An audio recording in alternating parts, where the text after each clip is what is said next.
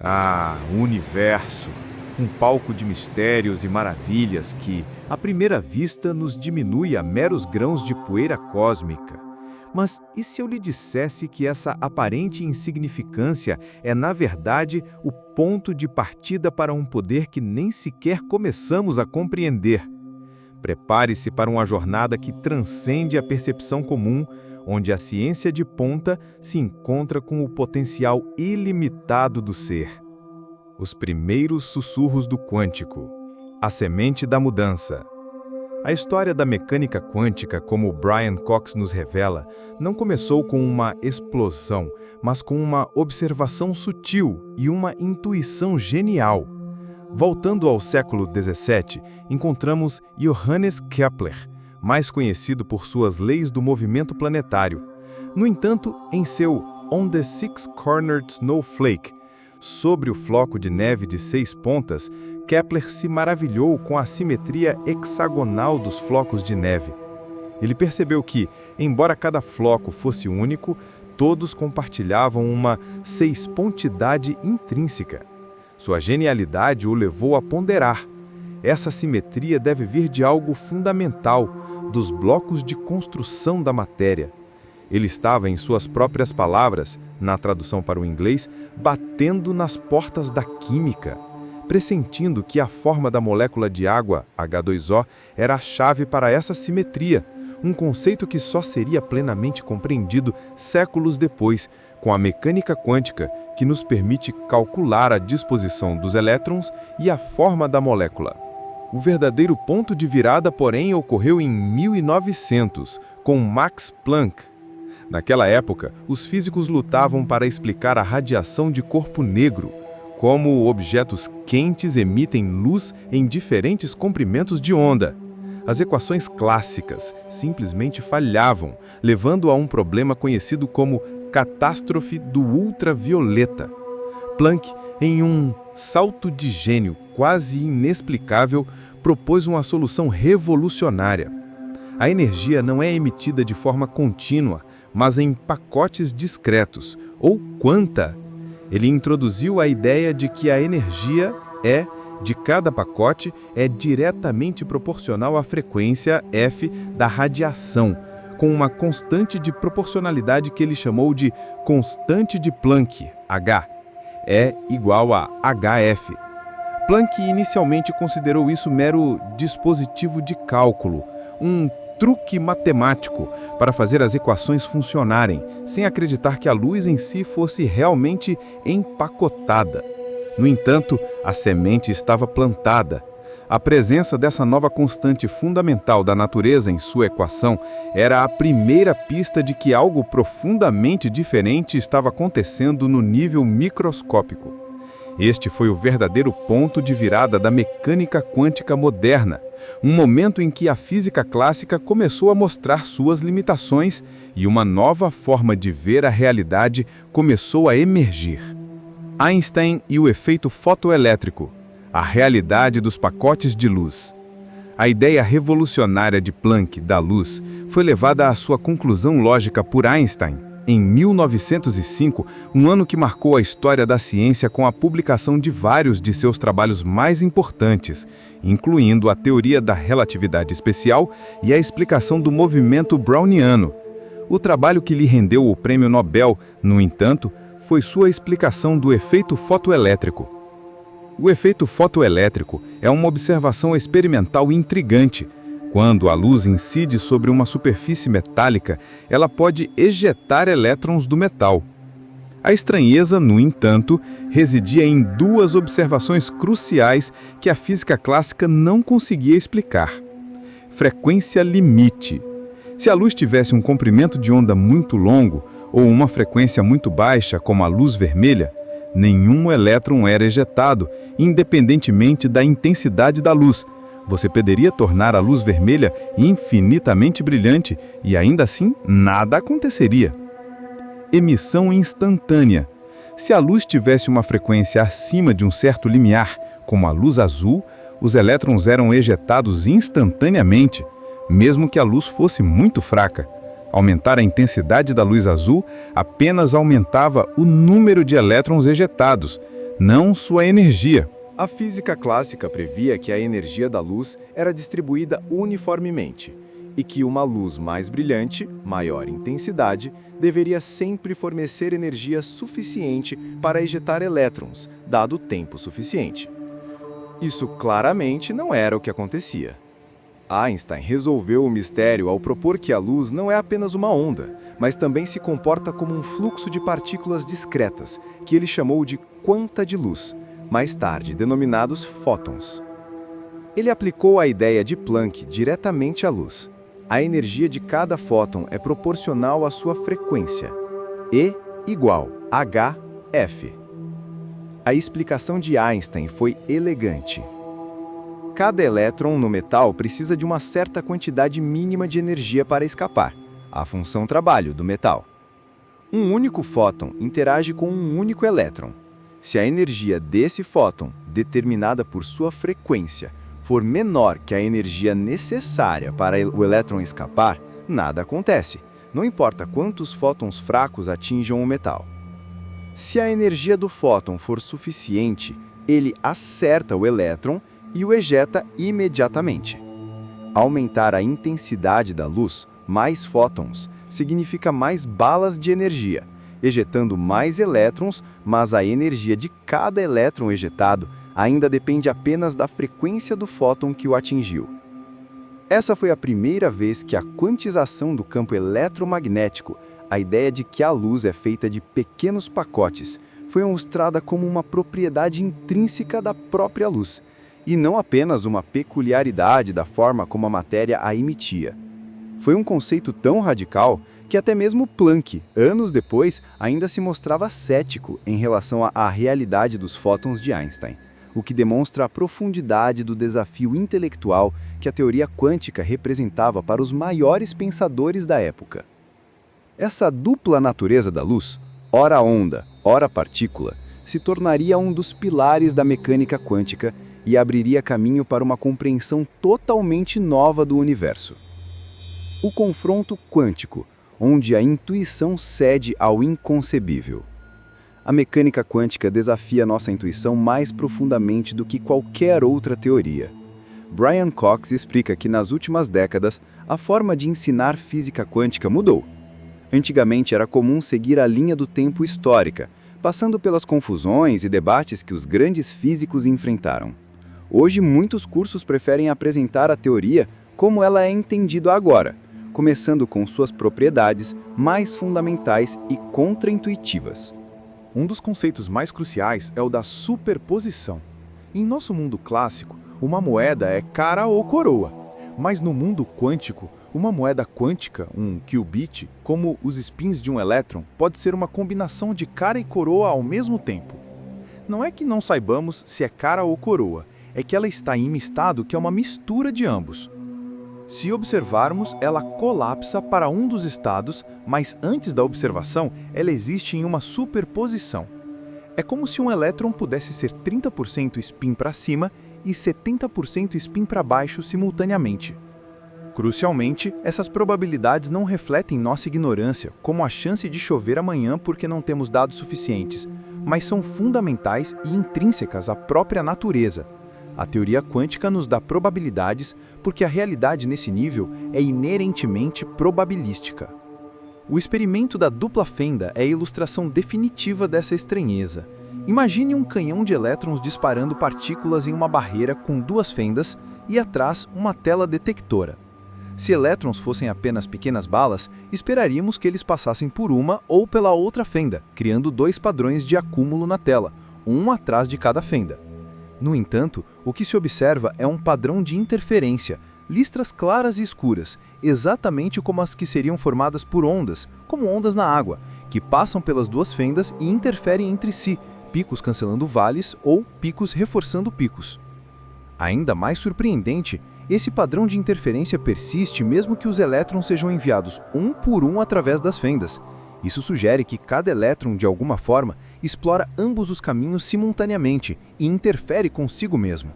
É como se a partícula se comportasse como uma onda, passando pelas duas fendas ao mesmo tempo e só decidisse sua posição final na tela no momento da detecção. Richard Feynman, um dos maiores físicos do século XX, descreveu isso em suas famosas palestras. Ele propôs uma forma de calcular o resultado. Para cada ponto na tela, você soma números complexos, que podem ser visualizados como ponteiros de relógio com comprimento e ângulo, para cada caminho possível que o elétron poderia ter tomado, do canhão até aquele ponto na tela. O comprimento quadrado da soma desses ponteiros de relógio dá a probabilidade de encontrar o elétron ali.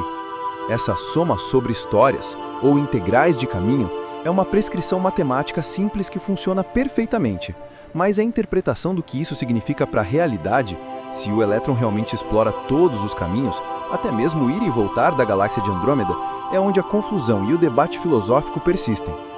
Apesar de ser contraintuitiva, a mecânica quântica não é apenas uma curiosidade de laboratório. Suas propriedades fundamentais, como a superposição e o emaranhamento, são a base para tecnologias quânticas emergentes, como os computadores quânticos. Isso significa que não podemos mais ignorar suas implicações. Precisamos entender essa estranha descrição do universo, pois ele está moldando nosso futuro tecnológico. A beleza é que as regras do jogo não mudam entre o mundo subatômico e o nosso mundo macroscópico. A forma como o nosso mundo emerge do comportamento quântico é bem compreendida, mas ainda assim, a interpretação da realidade quântica continua sendo um dos maiores desafios intelectuais da física. A escala de Planck, onde o universo revela seus pixels fundamentais. Nossa percepção de tamanho é inerentemente antropocêntrica, baseada em nosso próprio corpo e ambiente. 1 metro, 1 pé, 1 centímetro, todas essas unidades têm raízes históricas em dimensões humanas. Mas Brian Cox nos convida a ir além. Existem unidades de medida que são intrínsecas ao próprio universo, independentes de qualquer civilização ou forma de vida? Max Planck, novamente, foi o pioneiro. Ele buscou as quantidades fundamentais que realmente revelam a estrutura profunda da natureza. Unidades que poderiam ser compreendidas por qualquer civilização, mesmo uma sem braços ou pernas. Ele identificou 3 constantes universais que definem as leis da física. A velocidade da luz, c, o limite de velocidade cósmico, a velocidade com que tudo sem massa viaja no vácuo, é uma propriedade fundamental do espaço-tempo. A constante gravitacional de Newton, g, mede a força da gravidade, ou, na teoria de Einstein, a forma como a massa e a energia distorcem o tecido do universo. A constante de Planck, h, a constante fundamental da mecânica quântica, que define a escala em que os efeitos quânticos se tornam significativos. Ela está ligada à incerteza fundamental na medição de posição e momento de uma partícula, princípio da incerteza de Heisenberg. Combinando essas 3 constantes, podemos derivar unidades fundamentais para comprimento, massa e tempo, conhecidas como unidades de Planck. A mais notável é o comprimento de Planck, que é calculado como h vezes g dividido por c elevado a 3. O resultado é um número incrivelmente pequeno, aproximadamente 10 elevado a menos 35 metros. Para ter uma ideia de sua escala, se você expandisse um próton, que já é minúsculo, até o tamanho do nosso sistema solar, até a órbita de Netuno, então o comprimento de Planck seria equivalente ao tamanho de um vírus ou de uma célula viva. A proporção é a mesma. É uma distância que desafia a imaginação. Mas o que essa escala revela? Entropia de buracos negros.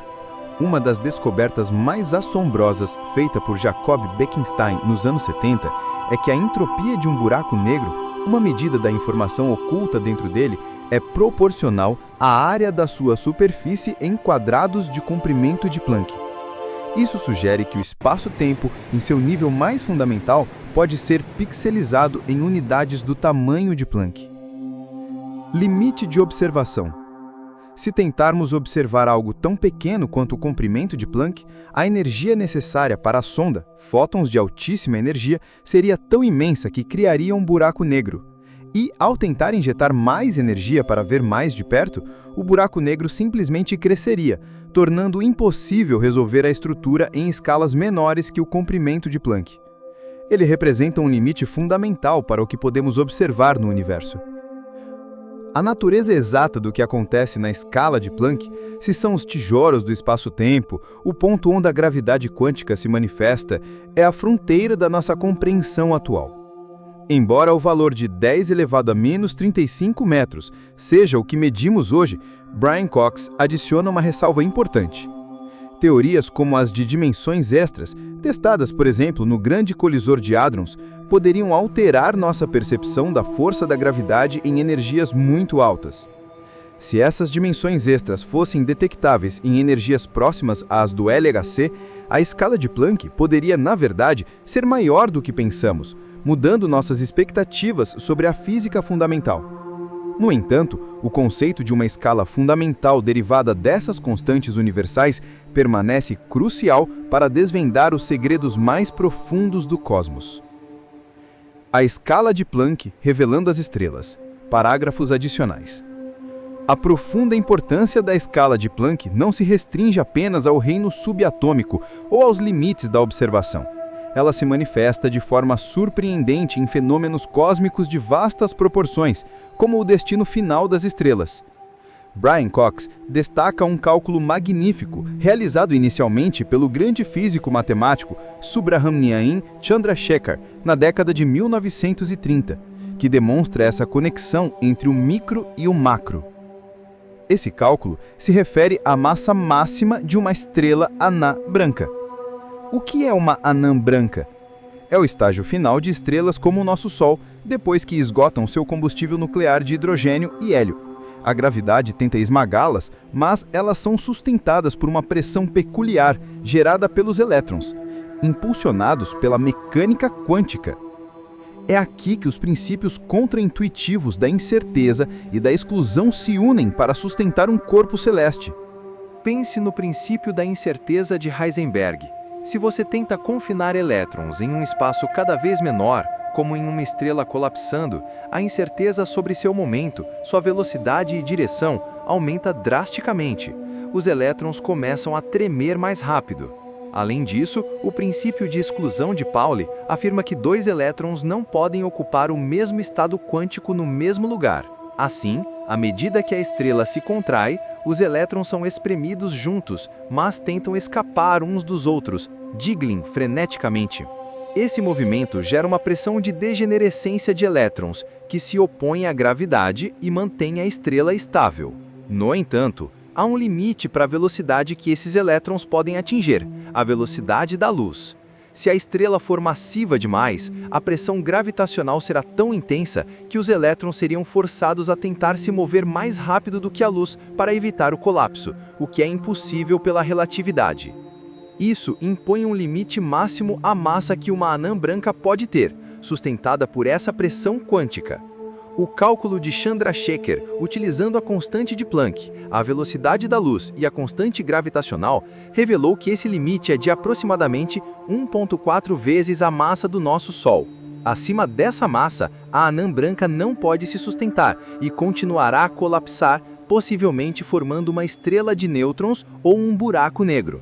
É uma demonstração assombrosa de como a física quântica fundamental dita o destino de objetos tão grandes quanto estrelas. Essa massa de Chandrasekhar pode ser expressa de forma elegante em termos de massa de Planck, que, ao contrário do comprimento de Planck, é relativamente grande. A massa máxima de uma anã branca é aproximadamente a massa de Planck ao cubo dividida pela massa do próton ao quadrado. É uma fórmula que une as forças que operam nas menores escalas, quânticas, com as que operam nas maiores escalas, gravitacionais, ilustrando a profunda unidade subjacente às leis da natureza. Moldando o cosmos, o impacto inconcebível da consciência. Quando contemplamos a vastidão e a idade do universo, é natural sentirmos-nos insignificantes. Somos fisicamente apenas pequenos pontos de poeira em um planeta minúsculo, orbitando uma estrela comum em uma galáxia entre trilhões em um universo potencialmente infinito. Brian Cox oferece uma perspectiva transformadora. Nossa insignificância física pode ser compensada por uma raridade e valor imenso. Se a vida inteligente for rara na galáxia, então nós, como coleções de átomos capazes de pensar, fazer ciência e dar sentido ao cosmos, podemos ser incrivelmente valiosos, talvez a única luz em uma galáxia de outra forma sem sentido. Essa perspectiva, popularizada por Carl Sagan, sugere uma responsabilidade cósmica. Somos o produto de 13,8 bilhões de anos de evolução e talvez sejamos um produto muito especial que deve ser preservado. Mas e se a influência da vida pudesse ir além de dar sentido e realmente moldar um universo em escalas cósmicas? Essa ideia, que Brian Cox redescobriu em trabalhos de pensadores como David Deutsch e no livro The Anthropic Cosmological Principle, de John Barrow e Frank Tipler, é verdadeiramente fascinante. Considere a Terra. A vida já transformou nosso planeta radicalmente. Sua atmosfera rica em oxigênio é um produto da fotossíntese. Nossa civilização esculpiu a superfície terrestre, visível até do espaço à noite. Se a vida persistir e se expandir, por que sua influência deveria se limitar a um único planeta? Estamos vivendo uma era de revolução espacial. Foguetes reutilizáveis, impulsionados por empresas como SpaceX e Blue Origin, tornaram o acesso à órbita terrestre mais barato do que nunca. Isso está industrializando o espaço próximo à Terra. Múltiplas estações espaciais, não apenas a ISS, mas várias estações para pesquisa científica e comercial. Turismo espacial, uma demanda crescente por experiências além da Terra. Constelações de satélites, como Starlink, fornecendo comunicação e internet de alta velocidade globalmente. Essa expansão traz desafios regulatórios, tráfego espacial, alocação de órbitas, mas também abre oportunidades colossais. Mineração de asteroides, acesso a recursos virtualmente ilimitados no espaço, o que poderia aliviar a pressão sobre os recursos terrestres e reduzir conflitos. Isso transformaria nossa civilização, permitindo um crescimento sustentável sem danificar o planeta. Colonização de outros corpos celestes, construção de cidades em Marte, terraformação, tornar Marte habitável e exploração das luas de Júpiter e Saturno. Se a humanidade não se autodestruir e continuar a avançar, em milhões ou bilhões de anos, nossa civilização poderia se expandir para as estrelas, tornando-se uma civilização interestelar que povoa a galáxia inteira. Não há nada nas leis da física que impeça isso. E se, nesse futuro distante, compreendermos a teoria quântica da gravidade e desvendarmos as estruturas subjacentes da realidade, poderíamos ter um poder inimaginável. A cosmologia do ponto ômega é um exemplo extremo dessa visão. Nela, em um universo que se recolapsa, em vez de se expandir para sempre, uma civilização avançada se torna tão poderosa que pode controlar o colapso do universo, manipulando matéria e energia para garantir que sua capacidade de processar informação aumente infinitamente antes do fim. Em essência, a vida se tornaria imortal ao manipular o próprio destino do cosmos. Embora seja uma ideia altamente especulativa, ela serve para ilustrar um ponto crucial. Não é necessariamente verdade que a vida permanecerá insignificante em escala cósmica. Se a vida persistir por tempo suficiente e se tornar suficientemente inteligente e poderosa, ela pode de fato influenciar estruturas maiores que planetas, sistemas solares e talvez até mesmo galáxias. Essa é uma ideia profundamente bela e empoderadora. Ela nos lembra que, apesar de nossa pequenez aparente, a capacidade da consciência de compreender e potencialmente moldar o universo confere à humanidade um papel que pode ser central no futuro distante do cosmos. A relevância de tudo isso transcende a mera teoria científica.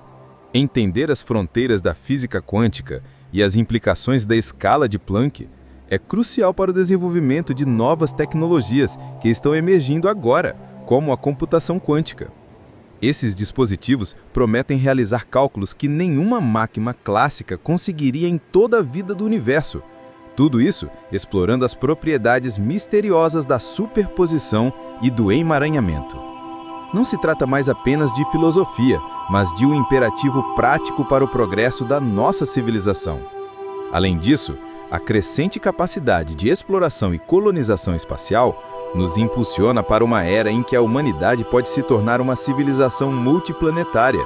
A busca por recursos em asteroides e a potencial terraformação de outros planetas não são mais meros sonhos de ficção científica, mas metas tangíveis que, nas próximas décadas, podem aliviar as tensões ambientais e de recursos em nosso planeta natal, permitindo uma expansão sustentável e um futuro de abundância.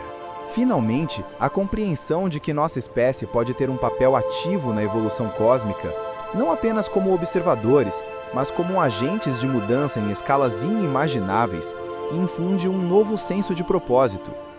A jornada de Kepler observando flocos de neve a uma civilização que pode influenciar o destino de galáxias é um testemunho do poder do pensamento e da busca incessante pelo conhecimento. A ciência nos ensina sobre os limites, mas também sobre as possibilidades infinitas.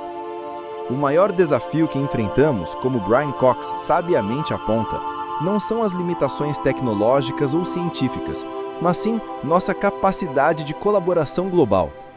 Seja na regulamentação do espaço, no desenvolvimento da inteligência artificial ou na gestão do poder da computação quântica, a humanidade precisa transcender as divisões e agir como uma única espécie para enfrentar os desafios e aproveitar as oportunidades que se apresentam. Afinal, estamos todos a bordo da mesma nave espacial, a Terra, em nossa jornada cósmica. O espaço acima de nós, que um satélite cruza em segundos sobre múltiplos países, exige uma governança e um entendimento que transcendam as fronteiras. Essa necessidade premente de cooperação internacional para gerir o desconhecido é, talvez, o teste mais importante para nossa maturidade como civilização.